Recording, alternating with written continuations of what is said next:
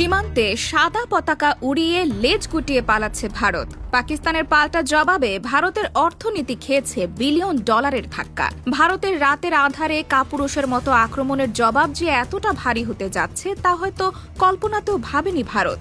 গতকাল মঙ্গলবার রাত 1:05 থেকে 1:30 পর্যন্ত প্রায় 25 মিনিট ধরে রাতের আধারে পাকিস্তানের ওপর বিমান হামলা চালিয়েছে ভারত। পাকিস্তান নিয়ন্ত্রিত আজাদ কাশ্মীরের 9টি স্থানে অপারেশন সিন্দুর নামের এ বিমান হামলা চালানো হয়, যাতে ধসে পড়ে বহু স্থাপনা, আহত নিহত হয় বহু নিরস্ত্র পাকিস্তানি শিশু, নারী, পুরুষ।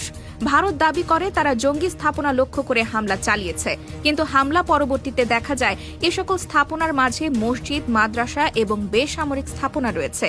কাশ্মীরের পেহেলগাম অঞ্চলে পর্যটকদের ওপর হামলার ঘটনায় কিছুদিন ধরেই পারমাণবিক ক্ষমতাধর ভারত ও পাকিস্তানের মধ্যে চরম উত্তেজনা চলছিল। এখন তা চূড়ান্ত হামলায় গড়িয়েছে।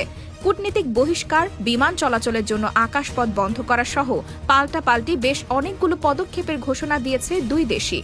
এর পরিপ্রেক্ষিতে প্রায় তাৎক্ষণিকভাবে পাল্টা জবাব দিতে শুরু করে পাকিস্তান এয়ারফোর্স, আর তাতেই কুল ছাড়া পথিকের মতো অবস্থা হচ্ছে ভারতের।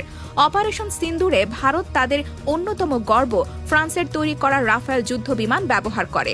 এএফপির সূত্র মতে ভারত শেষ খবর পাওয়া পর্যন্ত 3টি রাফেল, একটি মিগ-29, একটি Su-30 এবং একটি অ্যাটাক ড্রোন হারিয়েছে। ভারতের ধ্বংসাবশেষ এখানেই শেষ হয়নি। ভারতের একটি ইনফ্যান্ট্রি ব্রিগেড সদর দপ্তর ও সামরিক পোস্ট ধ্বংস করা হয়েছে।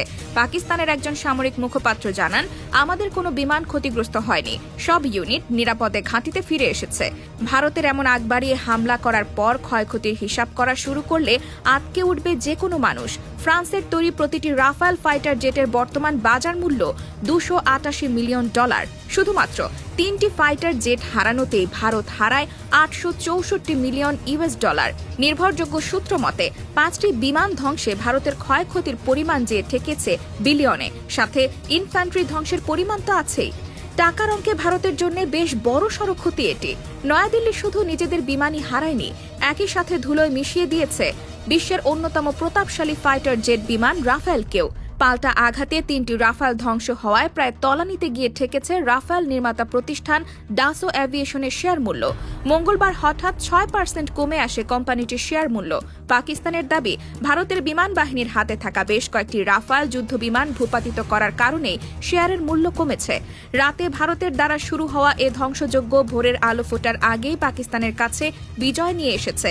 কয়েকটি সংবাদ সংস্থার মতে লাইন অফ অ্যাকচুয়াল কন্ট্রোলে ভারত দ্বারা সাদা পতাকা ওড়াতে দেখা গিয়েছে।